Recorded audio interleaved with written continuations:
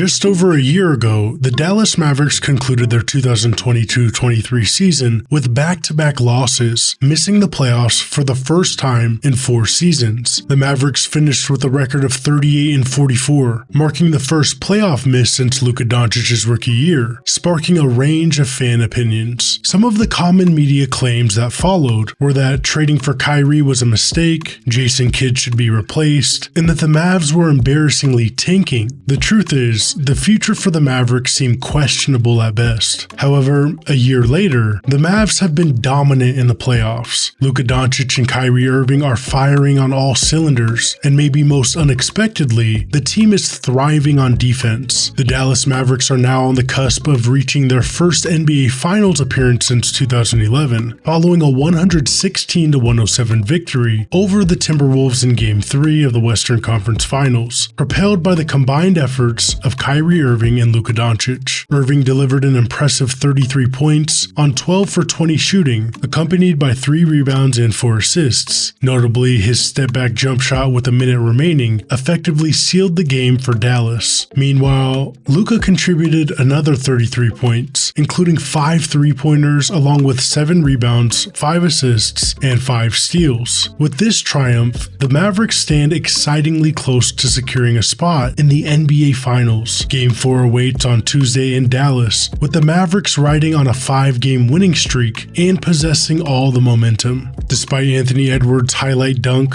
tallying 26 points, the Timberwolves faltered late against Dallas. Karl Anthony Towns struggled with inefficiency, shooting 5 of 18 from the floor and missing all 8 of his 3-point attempts. Overall, the Wolves shot a mere 9 of 30 from beyond the arc, in contrast to the Mavericks' impressive 14 for 28 performance.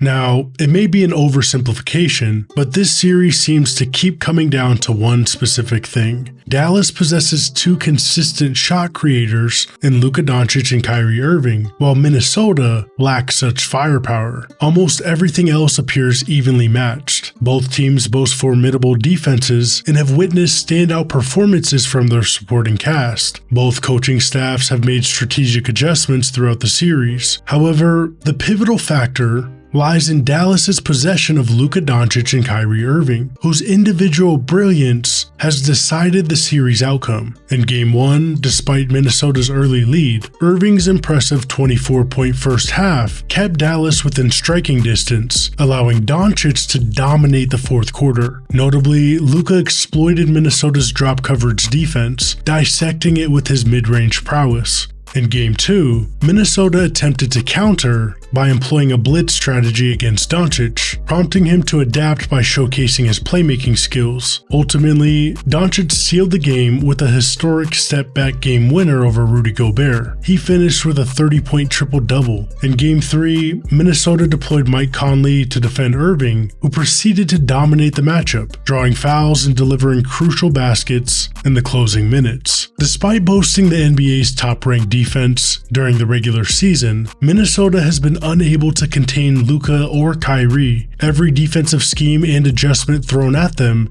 has proven unsuccessful. In Game 3, Irving and Doncic made history by becoming the first playoff backcourt duo to each score 30 points in 3 separate games. Their ability to complement each other's performance ensures that even when one struggles, the other one steps up. When both are firing on all cylinders, opposing teams find themselves helpless. Luka and Kyrie have etched their names among the greatest NBA backcourts of all time. Should they secure 5 more victories and clinch the championship, they may ascend to the pinnacle of that esteemed list. Luka and Kyrie showcased dominance as a duo in Game 3, sinking seemingly impossible shots, especially in the fourth quarter. They both attacked Cat on high-skill stepbacks, and Doncic also connected with Daniel Gafford for an electric and one lob.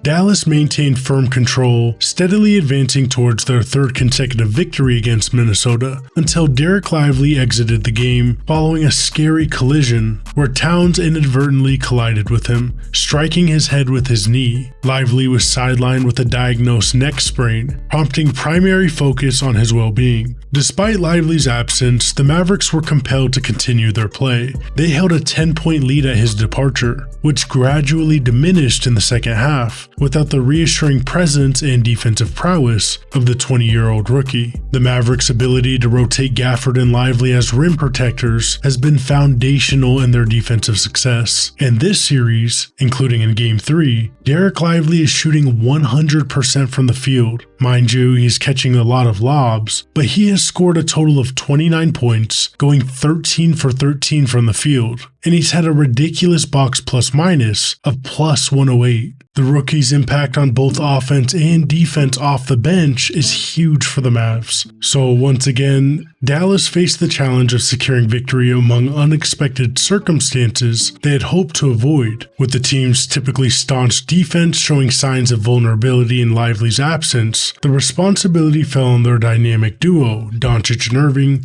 to secure Game 3, and they absolutely delivered.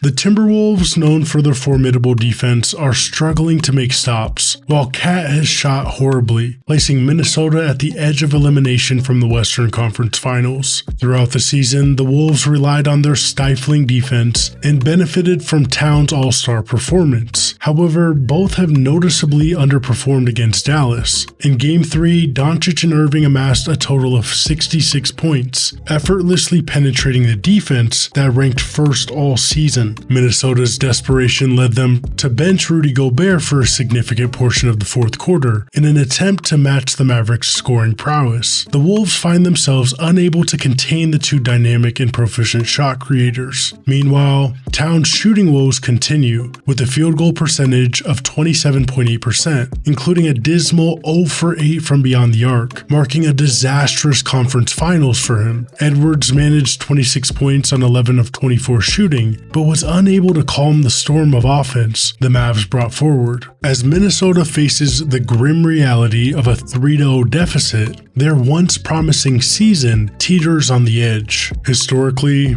no team has ever overcome such a deficit to win. The Wolves' performance in clutch situation has been perplexing throughout the season, with a commendable record of 21-15, but a dismal net rating, leaving uncertainties about their ability to thrive in tight moments. Conversely, Dallas boasts an impressive clutch record of 23-9, with the third best clutch net rating in the league, a trend evident in the Western Conference Finals, where they emerged victorious in 3 tight contests. In each game, the Mavericks showcased their ability to execute under pressure, while the Wolves struggled to find consistent answers, with Irving and Doncic leading the charge. Along with defensive lapses leading to significant scores for Dallas, Minnesota faces an uphill battle, to put it nicely. While Minnesota relies on a single closer in the form of a 22-year-old still honing his skills, Dallas boasts 2 of the league's premier closers and offensive talents. In essence, Dallas has demonstrated superiority in clutch moments, while Minnesota faces a steep learning curve. Unfortunately for the Wolves,